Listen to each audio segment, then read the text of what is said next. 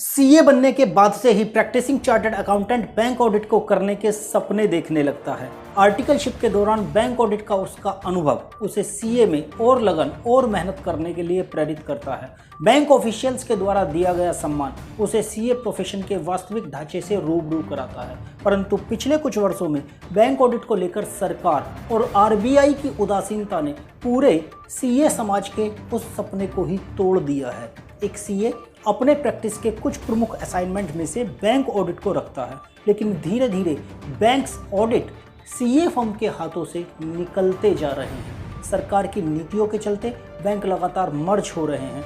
Banks branches में भी audit करने पर लिमिट्स लगा दी गई। 70% ब्रांचेज के एडवांसेस के आधार पर ही ऑडिट किए जाने हैं। और तो और प्राइवेट बैंक्स को कमोवेश इंडिपेंडेंट ऑडिट के दायरे से बाहर रखा गया है और अगले साल से बैंक्स को ही ये चॉइस भी दे दी जा रही है कि वे जिसे चाहें उसे ऑडिटर अपॉइंट कर सकते हैं। तो ऐसी बहुत सारी बातें हैं जो इस समय मेंबर्स के बीच में एक नकारात्मकता को ही प्रचारित कर रही हैं।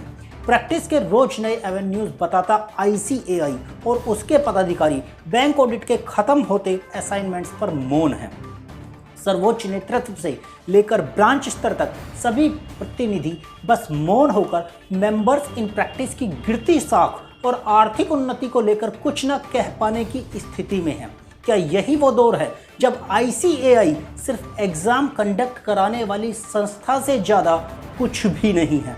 क्या यही वो समय है जब नए चार्टर्ड अकाउंटेंट्स के सामने इंडस्ट्री में जाने के अलावा और कोई विकल्प नहीं बचा है? सरकार की उदासीनता और आईसीएआई की निष्क्रियता प्रैक्टिसिंग चार्टर्ड अकाउंटेंट के लिए नए अवसर तो प्रदान नहीं कर रही, बल्कि वर्तमान कार्यों को भी न बचा पाने का कारक बनती जा रही है। तो उस प्रैक्टिसिंग चार्टर्ड अकाउंटेंट का भविष्य क्या होगा जो प्रैक्टिस को ही अपनी जीविका का माध्यम मान रहा था? छोटे शहरों में अपना ऑफिस खोलकर अपने भविष्य के शुरुआती वर्षों का जोखिम लेकर अपने सुनहरे कल की तलाश करते प्रैक्टिसिंग चार्टर्ड अकाउंटेंट अब कुछ और करने के लिए मजबूर हैं। परंतु क्या कुछ और की तलाश का नाम ही आज सीए है? अगर मेंबर्स आज भी एकजुट होकर आईसीएआई से सवाल नहीं करेंगे तो वो दिन दूर नहीं जब सीए की डिग्री भी बीए की डिग्री की तरह ही बस तालीम का एक प्रमाण पत्र होगा और लोग तलाशेंगे तो बस नौकरियां। अवसरों के विलुप्तीकरण का ये दौर, जहां सरकार की सीए प्रोफेशन को बदनाम करने की नीतियां, अफसरों का सीए को व्यापारी का एजेंट समझने की मानसिकता और आईसीएआई प्रतिनिधियों के मिनिस्ट्री के आगे नतमस्तक होने की परंपरा, क्या यही विरासत मिलेगी आगे आने वाली पीढ़ियों को? उम्मीद है अपने भविष्य को बचाने के लिए आप बस ये छोटा सा काम तो कर ही सकते हैं।